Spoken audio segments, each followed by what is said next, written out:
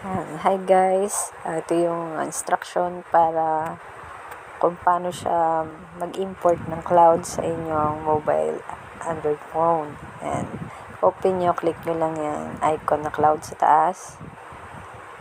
Click nyo yan, may lalabas na ganyan. Usually pag meron nang naka-import yan, ang lalabas. Pero wala, so click nyo lang yung plus sign icon sa taas, then click nyo, yan ang lalabas. Import from internet. Click nyo lang yan.